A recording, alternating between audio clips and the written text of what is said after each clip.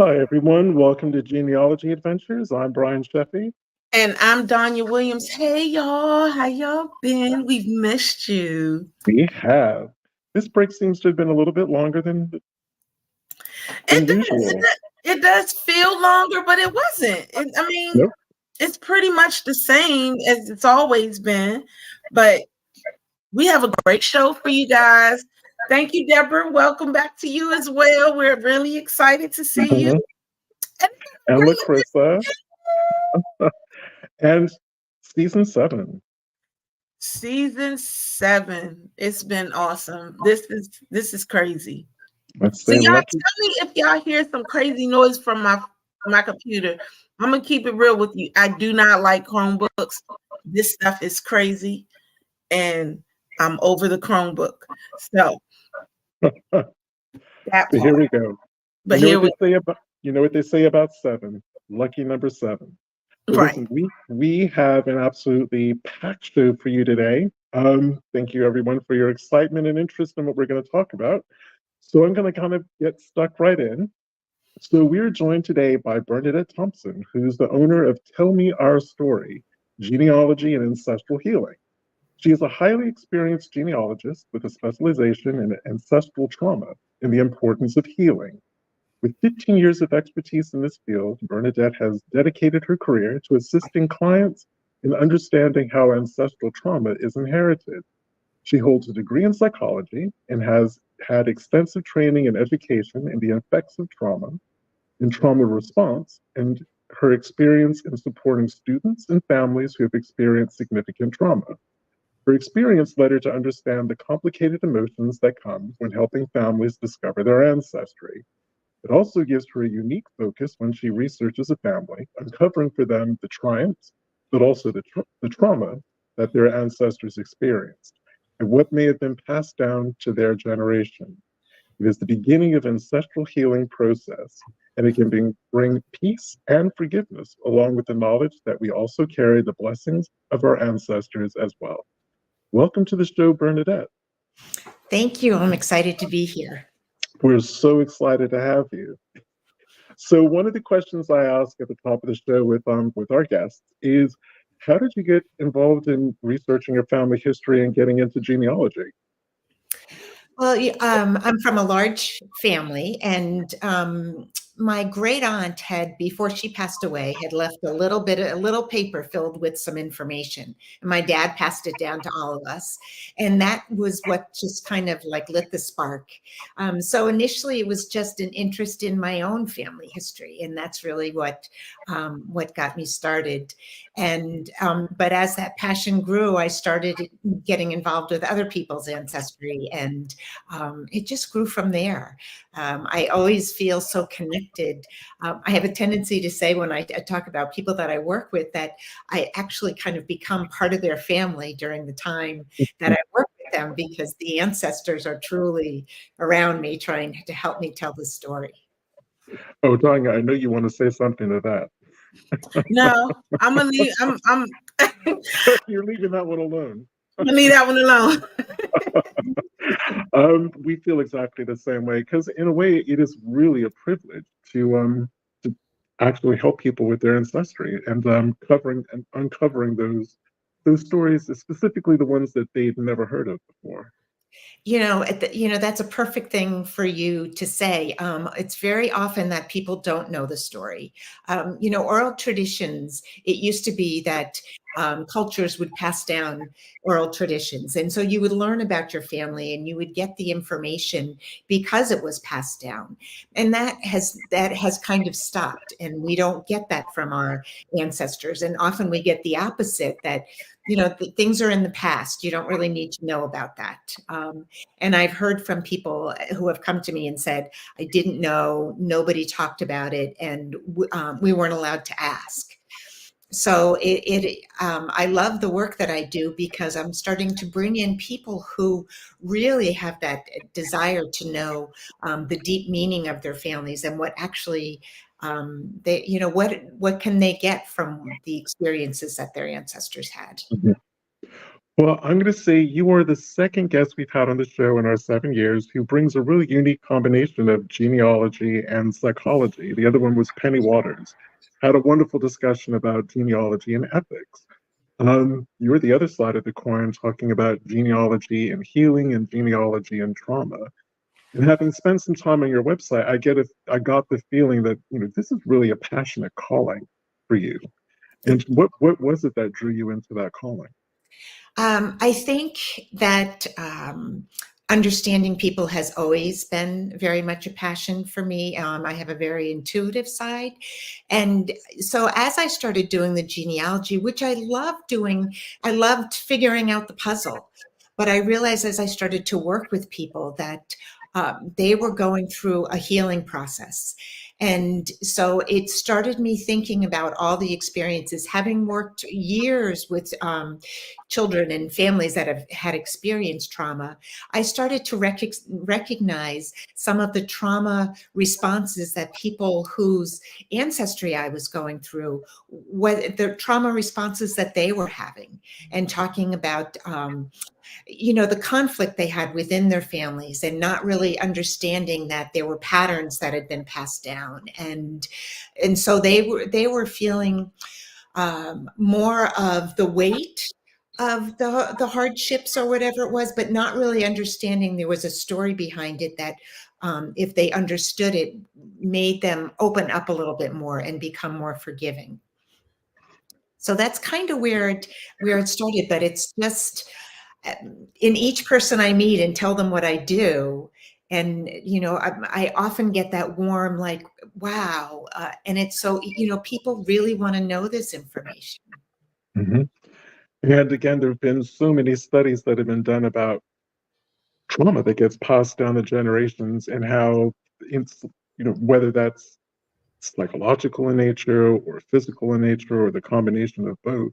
And I know there's a segment of our society that pushes back against that, especially when they're like, that happened 100 years ago, you can't, let it go. But talk a little bit about how that can become actually hardwired into our actual DNA. Yeah, that is a great question. I do agree with you that I think it comes down both ways. I think it comes down, psychologically, but also through our DNA. And science is now telling us that it's called the study of epigenetics. Yes. And what that is the changing trauma that is experienced by somebody, particularly trauma that's repeated and repeated, changes the way their DNA reacts. And so what's passed down, that doesn't change the DNA itself. So in other words, your eye color isn't going to change, the way you look isn't going to change. Any of those things are not going to change. But what happens is the way your genes respond, particularly to different things. And anxiety is one of the easiest ways to explain how this change happens. But we're built in normally with a way of knowing how our DNA, how to handle certain things, and we know our bodies know what to do if there's a bear in the woods that's coming at us. And, we have that self-survival. But then they know that, I couldn't get my favorite ice cream at the store and I'm disappointed, is a much lesser, something. I know that's kind of dramatic, but I think it's an easy way for people to understand. And what happens is as our DNA is changed, we have an overreaction to some of the simpler things, because that trauma reaction, that reaction of, I'm in trouble, and I'm, that overreaction of needing to protect themselves comes down, and we are responding that way to things that aren't needed. So that is a very simple way of talking about it. But science has now proved it. And they talk about the descendants of the Holocaust is where they really began to see some of this, because that was a group that they were able to study as a group, and we're able to like track them and track from generation to generation. So that's one of the ways that we know that trauma stays in our body, and we hold it physically in our bodies. I have a question. Do you find that people who don't do genealogical research have a hard time dealing with epigenetics, whereas people that do, they get it right off the break? Because I think the first time that I heard about epigenetics was through Dr. Joy DeGruy, when she was talking about post-traumatic slave syndrome. Yes. And she was talking about how that stuff actually carries on and on and on. When I first mentioned it to a friend of mine, they were like, "Oh, that's impossible." Yeah. So I'm wondering, do you find that you have some who just don't believe in that, and they give their reasons why, and you're finding more genealogists believe in that more so than just people who don't do research? Right. I would agree with that, people who, people who understand even a little bit, as you get into your genealogy and as things start to open up and you start to see the stories that come, I think it just, you can see what has happened. And so, you know those feelings, you identify with those feelings. And I think that sometimes people want to, genealogy was, I'm going to start this with, genealogy was originally a library science. So it was literally just to put names on a tree and date yourself back. And the idea of really caring about the stories, it wasn't so much the story, other than, your descendant came on the Mayflower, or you're a descendant of a king, or, things, very, very library type things. And so it's people who are interested in genealogy in that way are the ones that aren't always necessarily wanting to understand the idea that these stories and that the lives of our ancestors play a tremendous role in our lives today. And trauma, you were talking about the trauma can be passed down from one person. So it is passed down from, certainly from generations of, African American who were enslaved and the Holocaust, but even people who experience trauma, one person experienced trauma, that can be passed down. It just gets into our bodies, and we know what a trauma response feels like. I think I came from Irish immigrants, which not a surprise when you look at me, but I came from famine families, and that, my ancestors came, and they all came to New York City, and most of them met and married here. And they came because they had to. They were, they needed to leave. But that idea of scarcity still comes down. In every days I get up and I'm like, I have to remind myself that, I am able to feed myself, and I am able to do, that I don't experience the scarcity that they have, but I still feel it, in myself, in my body. Right. And I know that they will never do it. But I wish that the big genealogy companies that advertise about how great, in doing genealogy is awesome, don't get me wrong, but they always make it seem like it's fun and it's lighthearted and it's kind of entertainment. But, when specifically with the research side of genealogy adventures, when we're dealing with clients, and especially first-time clients, we really do caution, you have to be open to whatever comes up. We can't promise you it's going to be a bed of roses, or romance.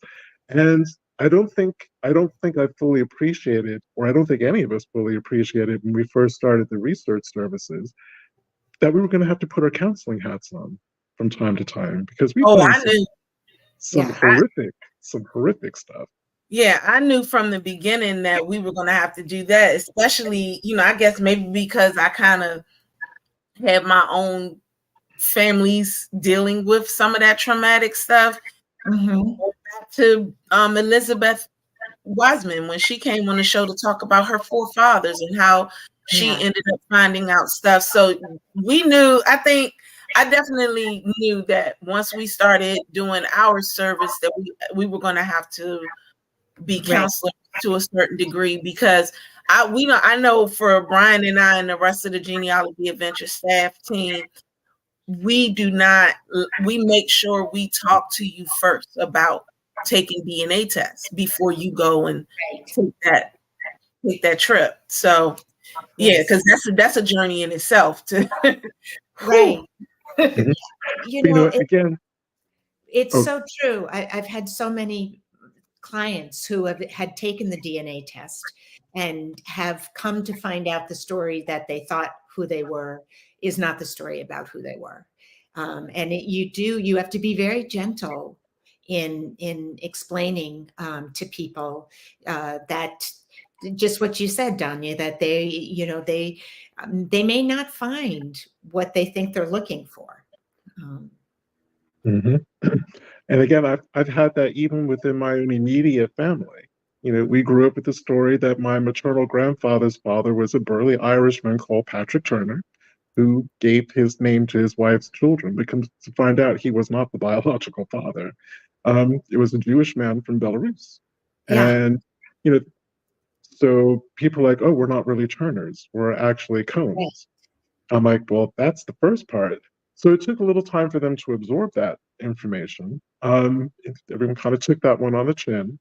And then they came back and it's like, well, have you found any family in Belarus? And I'm like, well, those who didn't leave in the by about 1910, it's like, unfortunately, they got wiped out in World War II by the Nazis. So that was like having to reprocess all of that information all over again. And that's not the light and fluffy side of genealogy. Right. It is, there's so much in there. And I don't think I've worked with even one client that hasn't had something that really, has changed the way they thought about themselves. I had a woman who, she was 75, and she came to me saying that her dad and her grandfather had, this strained relationship. And she knew I was a genealogist, so she just was curious. And I said, well, why don't we go through it? Let's do it. And I did her genealogy, and it showed up. She grew up in like Rochester, New York. They came from a Christian family. Her dad had gone to Harvard and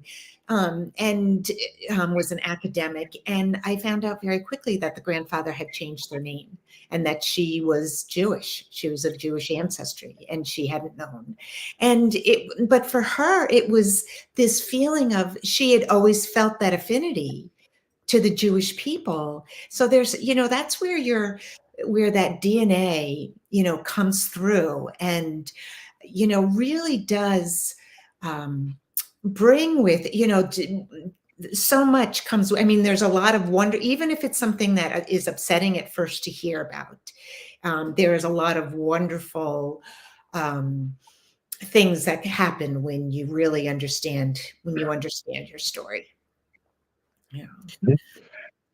Go ahead. I'm going to say that, and again, with African Americans, and I know from my own experience with, I was blessed to have my two great grandmothers until I was well into my teens. And there were some things that we're happy talking about with respect to, where they came from in either North Carolina or South Carolina. But for the most part, they really did not want to talk about the past.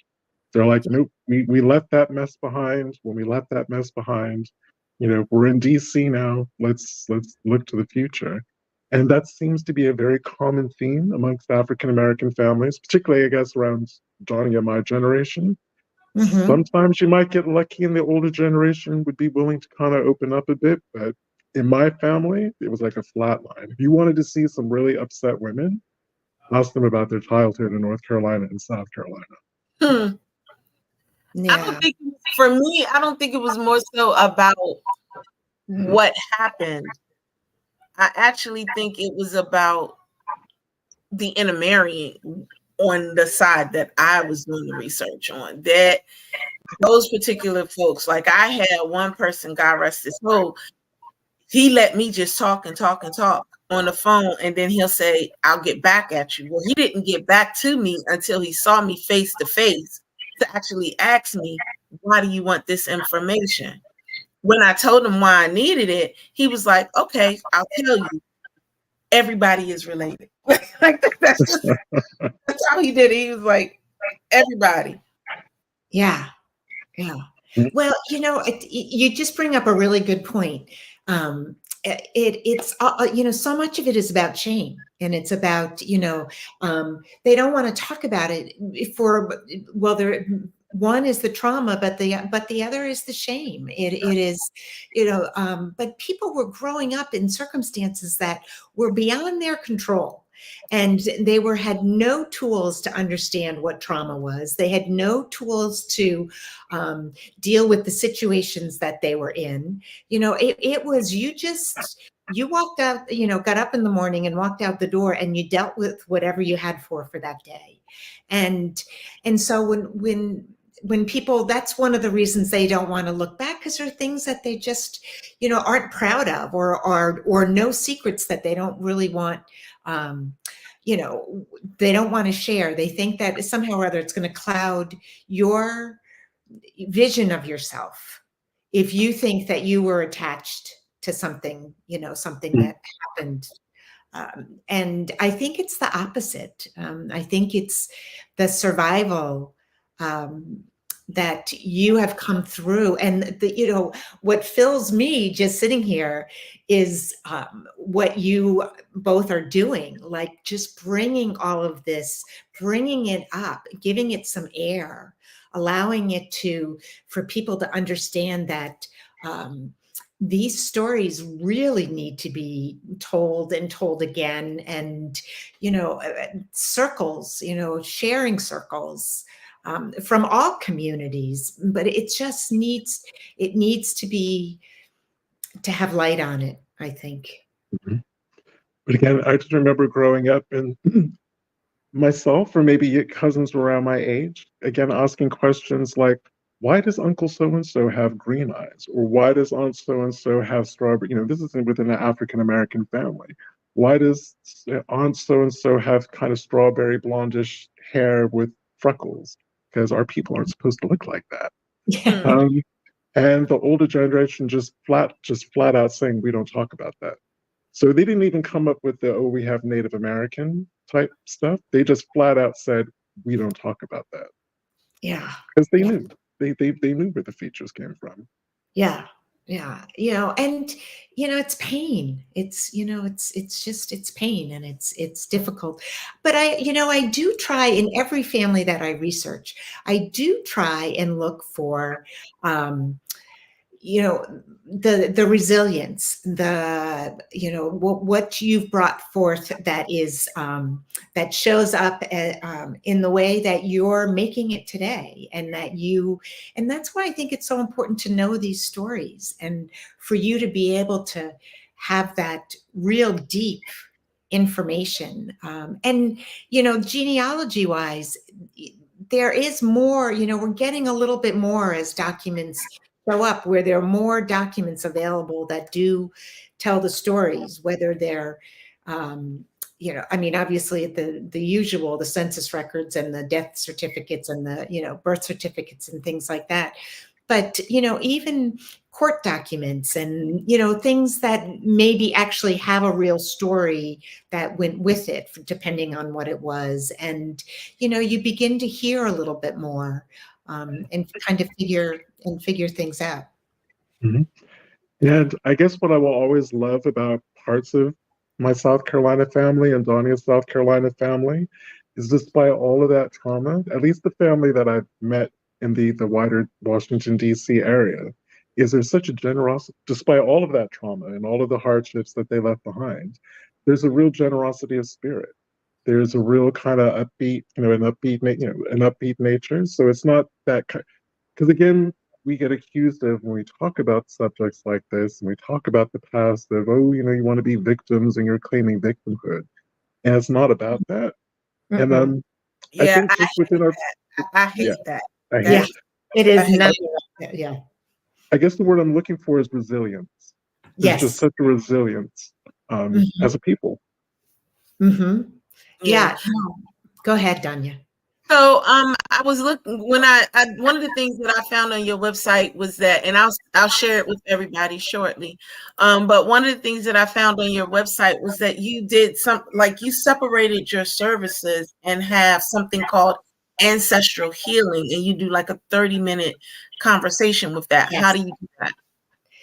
So when people come, they can come and just a 30-minute free session just to, so we can talk about it, like get their understanding. And, you know, I think what happens is people don't realize that this delving into the ancestral healing part of it is important for everybody. And so understanding what it looks like, that, like, so what does that mean? What are you looking for? Like, what are you going to find that's going to give me healing? You know, so that's really what I do, is have that conversation and ask them, what do you know? Like, you know, you both know so much about your past. And a lot of people only have, they have like maybe one side, or, you know, they'll say somebody has, you know, some information. We know all about our family. But when you start to talk about those little things that can bring up, you know, bring the story together, you know, I'll give you an example. My dad lost both his parents at age 5 and 6 because they Mm. died of TB in the 20s. And there were 5 sisters. My grandmother was one of 5 sisters. But that was the sad story that I knew. They died, you know, his mom and dad died, and he was raised by 2 of his aunts and their husbands. Those were my grandparents. And it wasn't until my dad had passed that I learned the real story that went back another generation. And those 5 girls, their father had died when their youngest was maybe 1, and they were all put into orphanages. And my grandmother was in an orphanage for probably 12 or more years before she came out. And so all 5 girls were in the orphanage. The oldest one, she kept the mom ultimately ended up in a she was in an insane asylum, probably from everything she had gone through. But the girls, the oldest one, kept them all together and managed to bring them. They were in the Bronx, managed to keep them. And so I grew up with what I thought was a happy family, not knowing this incredible story that was there. And so sometimes people will come to me thinking, oh, we don't have any of that. I just had somebody recently say that to me, like, oh, somebody else might want to do that, but we don't have any of that in our family. And, you know, I discovered this story that just wasn't there. You know, nobody had talked about it. So Mm. I think what makes me know and understand that it really is in every family. Mhm. How do you find that getting people to actually talk about it is part of a healthy process of beginning to, I guess, absorb it and deal with it? It's being gentle is one way, and talking about what they do know and what the truth is that they, you know, so, you know, we all have a truth that we think is the story. And so helping people understand there is some of that is true. But then going a little bit deeper and explaining, especially people who struggle with their family relationships now. Because one of the things that's passed down in this generational trauma is patterns and patterns of behavior. And sometimes it's patterns of secrecy, you know, where people don't want to tell the story. And other times it's just patterns of, you know, negative behavior or just anxiety behavior. I mean, all different types of mental health issues, really. I mean, when we talk about doing this ancestral healing associated with genealogy, it really is a mental health, you know, journey. You know, it's a spiritual journey, because our ancestors are leading us here and leading us to discover, who we are. But it's also, it's a mental health journey to help us understand why it maybe is so difficult for us to make our way in the world, or why we can't be successful, or so it's amazing. That's And I awesome. can't think of any culture that's kind of okay with mental illness, but Right. speaking from my experience of having lived in Western Europe and obviously being born as an American and living here, we come from cultures that just aren't great about talking about mental illness. It's deemed as something shameful. Right. I mean, not that we're ever going to have a solution to that, but what would you suggest in terms of people not feeling shame, finding mental illness in their family, or even having to admit to themselves that they may need at the very least counseling? Right.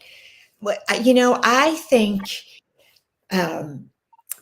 it goes back to the importance of the story, of understanding. People think of mental health issues sometimes as a like people have cancer, or so, what I mean, that it's something that they don't understand, how everyone can suffer through that mental health issues. It's a huge gambit. It goes from one side to another, and all of us, I believe, I don't think there are any normal families, I guess is where I should start, and I think that's really, so a lot of people want to, say, think about shame along with it, but the reality is it's in all of our families. There are no, I think we all come from a dysfunctional family, and having conversations around, we need a way to release and understand these things that have happened in our family. And the part that I haven't mentioned is the tremendous forgiveness that comes when you know your story. And that woman that I was talking about, when she discovered that she was of Jewish ancestry, she suddenly had all this forgiveness for her father and her grandfather, because then you start to know, oh my gosh, look what they had gone through. Right. So let me ask you this question then, with the forgiveness part. Have you ever come across, because I'm quite sure you talk to all races on everything, went through your story and your research. Have you ever come across, because slavery is such a big issue in America, period. Like, they really kind of whitewash it, or not whitewash it. They try to make it like it doesn't exist at all. And, basically, when you've spoken to someone, have you ever come across somebody who was either afraid to share that they had the information for an enslaved person and they didn't know how to do it, or for a Black person who found out that someone was an enslaver, and what was their reaction after that? I've had both, and the reaction of the person. I shared briefly this story earlier. The someone was from South Carolina, and she had her mother's side of the family was, they were well off, and they had Civil War majors and captains in their line, and they owned slaves, and so she was very she knew that information was there. She didn't know it. Nobody had ever said it to her, but she knew that information was there. And I think it gave her a sense of relief. I know that's going to sound strange, but to know that she was part of that story, even if it was on a side that was, that she wasn't proud of, but to know that story was able to give I guess it's hard to put this into words, but a connection that she could share with somebody, that with other people, that it was in my family. I know it was in my family. And that was really important for her. And then I did, one genealogy, and this woman, her grandfather, not her grandfather, her great grandfather was born into slavery, and she just wanted to know more and wanted to know, what could I find out? And I was able to find the family that had owned them, and find out something about them. But what we found out is they were given land when they were freed, that they were given land from the owner. And so her ancestor went on to become an entrepreneur and start his own business. And she was an entrepreneur, and she had started her own business. And so she felt she had some pride in knowing that. But forgiveness wise, I think it's a much bigger conversation, because I think in order to forgive, we need to know more of the story, Right. and I think that's, the forgiveness that I see that comes from people, it's when they know more of their story. So, I just think it's so important, just to continue to it's like I'm sitting here talking, and it's hitting me right here, like hitting me in my heart, because how important it is to know more, and to research more, to look for more. Because again, it's wonderful to know that there are services like yours. It's wonderful to know that there's groups like Coming to the Table, where descendants of an enslaving family and those that they enslaved literally come together at a table to break bread and to talk and to share information, and to bond in that way. I know when I started that journey meeting, because most of my enslaved lines end with an enslaver having children by an enslaved woman. So his descendants are also my family, same with Dania. And doing that for the first time it was hard for both parties, but we came to it with open minds and open hearts. We didn't know if we were going to get on or what. And yes, the first half an hour was incredibly awkward, because we knew what united us. But coming down the line, the wonderful experience of that is, we've become family. We see each other as family. Give shout outs to each other at birthdays, and each other's birthdays and Christmas. And I don't think there was any service like yours back then, or organizations like Coming to the Table. And I just wish that people, I don't want to say step up, would be less fearful of trying to have those connections and trying to have those conversations. Yeah, it is. I think they don't understand the incredible feeling when you do start to be, one family. We're just so broken apart, and it just is. I wish I had the answer, but it's wonderful when that it can come together. Why? We could go into another conversation, but it's hard, and I do love what I do, because just even from helping people understand the mental health side of it, to be honest, is a huge part of that they can understand, maybe why somebody, what it is that has come down, and what we're all struggling with, and it's just, but in going through their ancestry, there's joy in going through some of it too. So you try and help them, know that they, whether they got Uncle Larry's ears, or they got, somebody's strength, that, I found a family where there was the loss of children was a generational thing.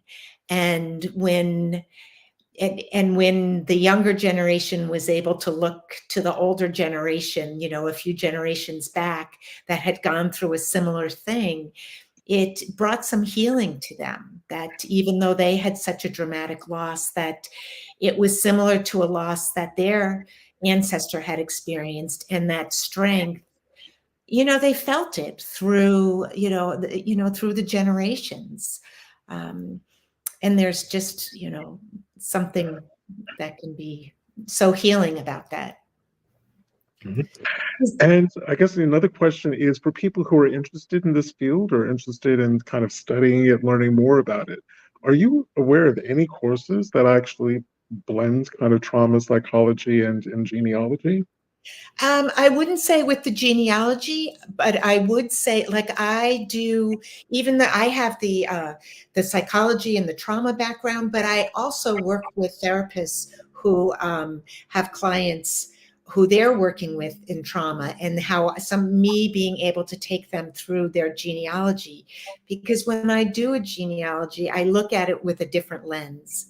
And so I'm able to gently take somebody through and look for the things that I know might be causing them, you know, issues and things that need to be resolved. But I don't know of any. There certainly are somatic therapies, which is very trauma related. But as far as genealogy with it, but it is something that I am working on bringing it to a bigger platform so that more can do that. Mm-hmm. And would you say it's also fair that for people to recognize that maybe their family didn't have a culture of trauma, but they were living in an environment that would cause a whole community to have trauma? And I'm going to reference too. When we were in the green room, I was telling you about Edgefield and about how one guy was fighting in the Alamo, and he's like, yeah, it's actually safer here with all the bullets flying than it is back home in Edgefield, because Edgefield was like the Wild West. But I've Yeah, also done a lot of research in the Appalachians, right. because I have a lot of European descendant family who settled there, and that was never an easy place to live, even in colonial times, and is from that day to this day, it's still a very challenging place, a challenging region, environment to Yeah. live. Challenging is such a great word to use. So, how do you find that an environment can affect an entire just region of people? You know, well, when you look at trauma comes in many forms, and it can be related to the area that you live in. So you know, when you think of a war torn, all those types of things, well, the traumatic thing, you know, the Appalachian, the poverty, you know, all of those things, not being able to, you know, back when they would come in, the coal miners, and it would be owned by a company that, you know, you worked for them and they were the whole city, and you couldn't, you know, all of those things. I mean, there's so much trauma, and so yeah, trauma doesn't have to be related to an ethnicity or you know, along those. It is, as what I said earlier, you can have trauma can be sent down from one, you know, one person can go through trauma, but certainly areas like Appalachia, where there would be, you know, certainly a lot of poverty, you know, inner city where you don't have the opportunities, you know, they're just, there. I mean, you could go in all of you know, areas of America or worldwide. You know, you just go anywhere that you see trauma. It is often, you can find a line that has experienced it as well. I just saw Mhm. somebody mention Jennifer. I know Jennifer well. Somebody mentioned Jennifer. Alec. Yeah, Jennifer Hogg. Yes. Yeah, yeah. She says she does it for World War II. Shelley, who is one of our what can I call Shelley? She's like she's our mommy type person, Yeah. in my opinion. But you know, but she's one of our longtime fans for Genealogy Adventures, and Yeah. comes with a wealth of information. Very well, very well known African American researcher. So she knows a lot of, yeah, she Nice. knows a lot of people. Nice. Yeah. Mm. Well, that's awesome because, we do reach out to each other Mm-hmm. we don't all have the same experience. And, if you're on finding my roots or finding your roots, they have people worldwide that are able to, but, we all have skills and we all have, great researching skills, but Mm-hmm. when it comes to different areas, with some people, so I always reach out. It's a great way to bring the whole community together. We all kind of get it. So Yeah, we're really, me and Brian and I, we really kind of work on trying to make sure that everybody, when we're doing the show itself, we try to make sure that everybody is touched. And you're a researcher, we're researchers, you have a researcher service, we have a researching service, but we're pushing you because we think that somebody, if we can't help you, somebody will be able to. exactly. So that's the whole goal for Brian and I. We've always been that way. Yeah. No, I agree. And I think, I always reach out to all genealogists for the same thing, because we're all doing it. There are so many people that want to know more. And finding, it's kind of like finding, a good doctor or a good, you find somebody you connect with. You want to connect with the person who goes, yeah, I know you. I know your history, and I'm going to look for things that somebody else might not think about, Right? Because I know more about your story. So it's right. But I love it. I once had to do this little blog, and I did it about genealogy being like doing a 1,000-piece puzzle.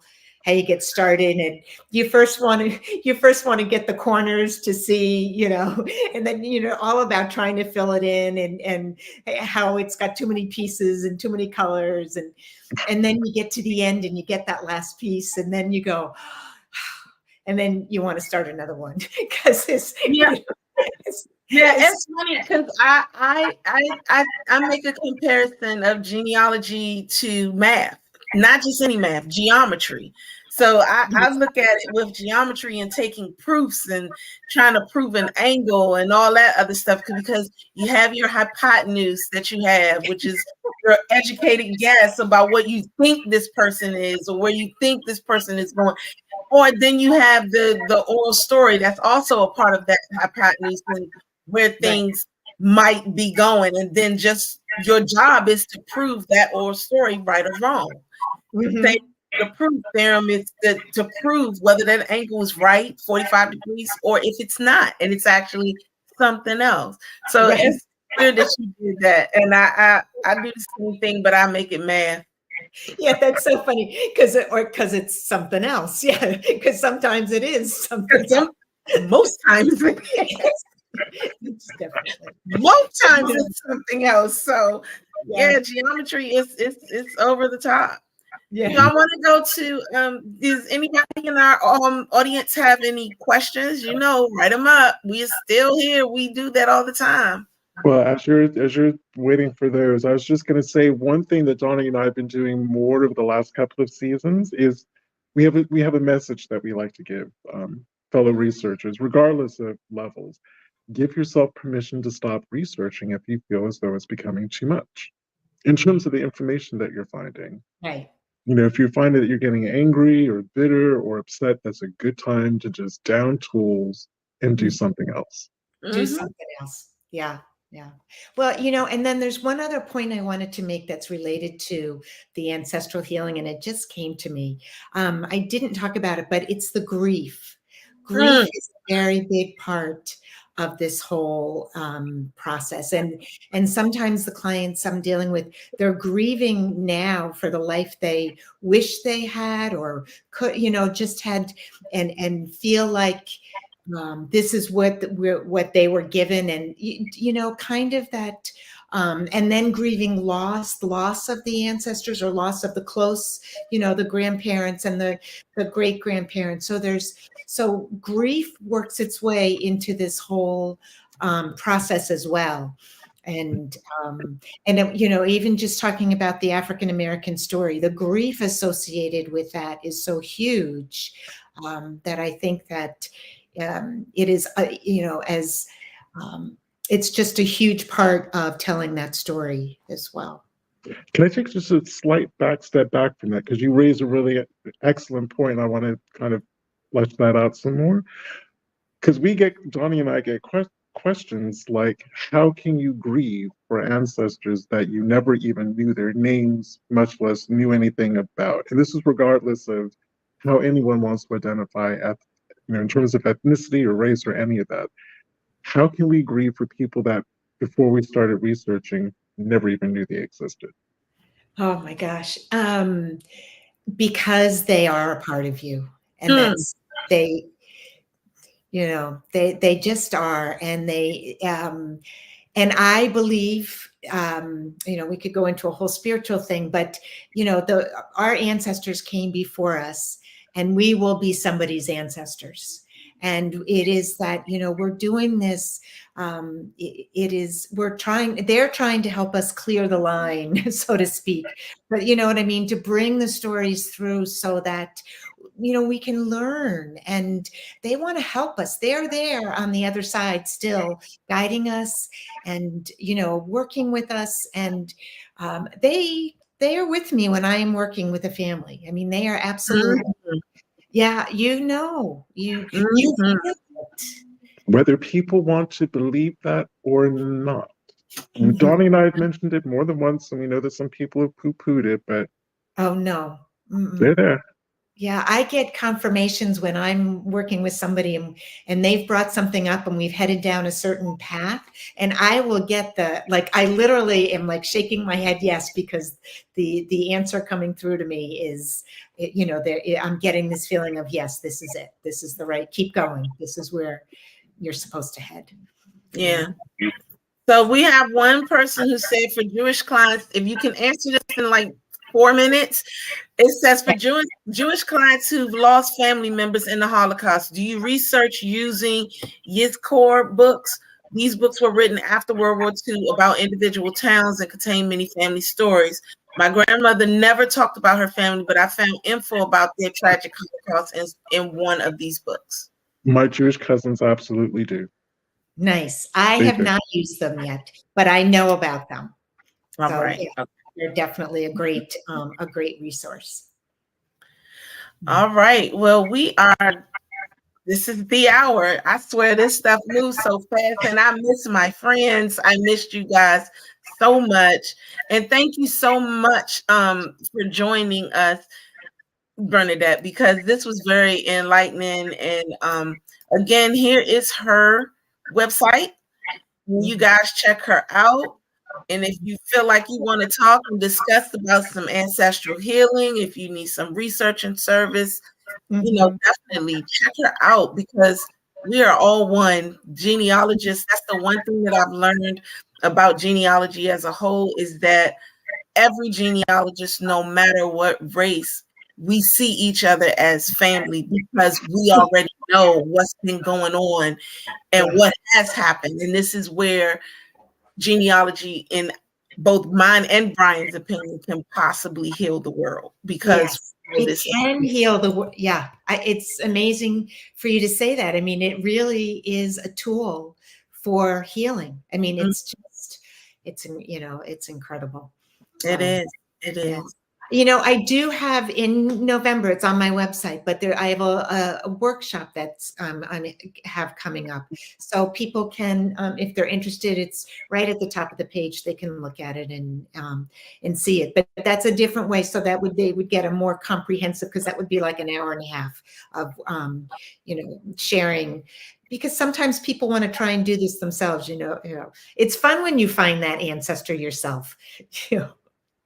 Yes, it is. But it also can be a pain in the butt. Let's just be honest. Yeah. Absolutely. Let's just be honest. But I want to thank you guys for, joining us and everything. And Shelly was like, so glad we're back. We're glad to be back. We are indeed. Yes, next week we will have a great show for you guys. We are talking with Deborah. Oh, her name just slipped my mind. There it is, Deborah Robinson. She actually works with the Woodland Cemetery and the African American Burial Grounds Project. So we will be learning much about that. As y'all know, this is a big thing for me. I'm pressed to learn this stuff.